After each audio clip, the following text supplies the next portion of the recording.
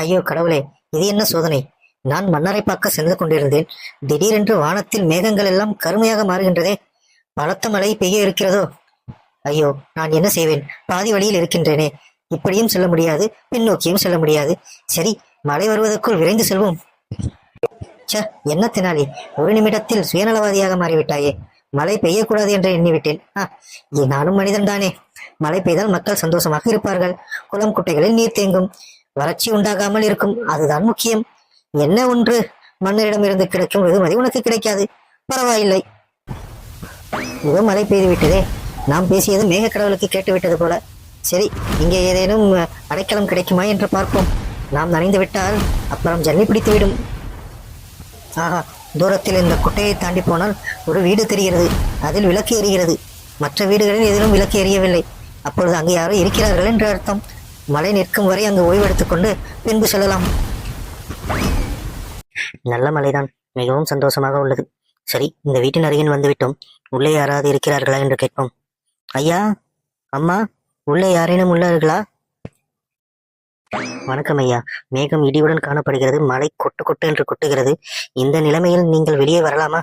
தங்களது பெயர் என்ன தெரிந்து கொள்ளலாமா?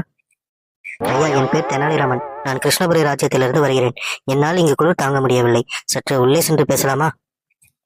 தெனாலி, தயவு கூர்ந்து என்னை மன்னித்து விடு. வா, உள்ளே வா. ஏய் தம்பி, பாத்துக்க, கையை கையே சுட்டுக்க போற. ரொம்ப கிட்ட போக வேண்டாம்.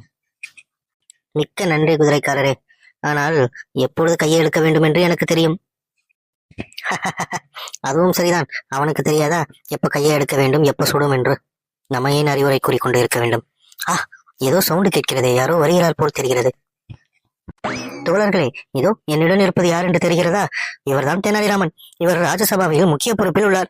ஏதோ வழியிலேயாக இந்த வழியே வந்து கொண்டிருக்கும் போது மலையில் சிக்கிக் கொண்டார் போல, உங்களை போல. இவருக்கும் கொஞ்சம் இடம் கொடுங்கள், அவரும் குளிர்காயட்டும். நான் அவருக்கு கொடுக்க ஏதாவது கொண்டு வருகிறேன். அனைவருக்கும் வணக்கம். கொஞ்சம் இடம் கொடுத்தால் நானும் குளிர் காய்வேன். அது எப்படி கொடுக்க முடியும் தெனாலிராமனே? உன்னை பற்றி நான் நன்கு அறிவேன். உன்னிடம் வாய் கொடுத்து எவராலும் ஜெயிக்க முடியாதென்று. அதே நேரத்தில் மற்றவர்களை ஏமாற்றி அதை கண்டு சிரிப்பவர்களிடம் தக்க சன்மானம் வாங்கி கொண்டு வாயல்லவா? அவன்தானே நீ. உனக்கு ஏன் குளிர் காய வேண்டும்? அப்படி ஓரமாக உட்காரு. அப்போ சூடு வரும், அப்பொழுது காய்ந்து கொள். சரியா? தெனாலிராமா, இதோ வந்து விட்டேன்.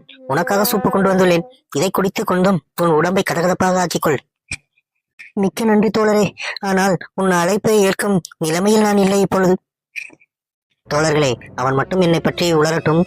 பின்பு பாருங்கள், என் அடியை நீங்கள் கவனித்ததில்லை அல்லவா? இடி மாதிரி விழும். ஏன், என்ன ஆயிற்று தெனாலிராமா? எதுவாயினும் கூறு. எங்களால் முயன்ற உதவியை நாங்கள் செய்கிறோம். என்ன தோழர்களே, சரிதானே? சரிதான், நீங்களே கூறிவிட்டீர்கள். பின்பு என்ன, தெனாலிராமனுக்கு உதவி விட வேண்டியதுதானே? அது வேறு ஒன்றுமில்லை தோழரே. நான் மன்னரிடமிருந்துதான் வருகிறேன். அவரை பற்றி புகழ்ந்து பாடியதில் அவர் மிக மகிழ்ந்தார்.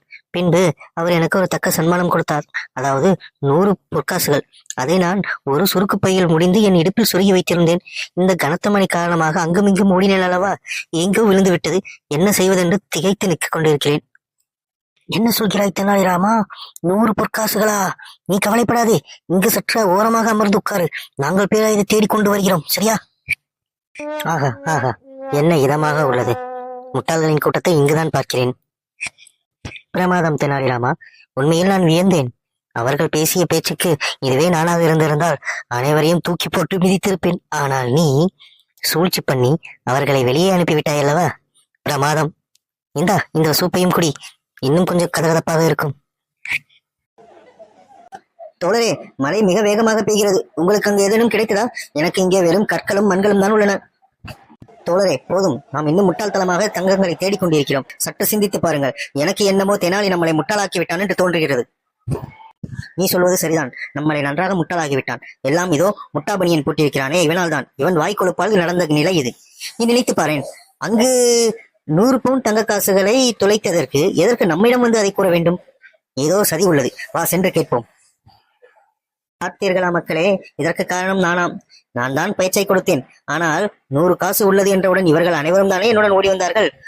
சுயமாக யோசிக்கும் தன்மை இல்லாத மனிதர்கள். ஆஹா ஆஹா, இதமாக உள்ளது. இதைதான் நான் எதிர்பார்த்தேன். தெனாலி, என்ன தைரியம் உனக்கு? எங்களை அலைய வைத்து பார்க்கிறாயா? எங்களை ஏமாற்றி உனக்கு என்ன கிடைத்தது? சாதாரண இந்த நெருப்பு தானே. என்ன கூறுகிறாய்? சாதாரண நெருப்பா?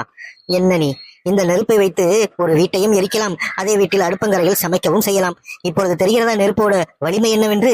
சரி, உன்னையே எடுத்துக்கொள்ளேன். நிச்சயமாக உனக்கு இப்ப நெருப்பு தேவை கதகதப்புக்கு. நீ வெளியே சென்று மலையில் நனைந்து கொண்டு வந்துள்ளாய் அல்லவா? இப்பொழுது தெரிகிறதா அப்பொழுது என் தேவை என்னவென்று? தெனாலி, வருந்துகிறேன் நான் செய்த தவறை எண்ணி. இதைவிட தெளிவாக யாரும் சுட்டிக்காட்டிட முடியாது. நல்லது, நீ உன் தவறை உணர்ந்து விட்டாய் அல்லவா? அது போதும் எனக்கு.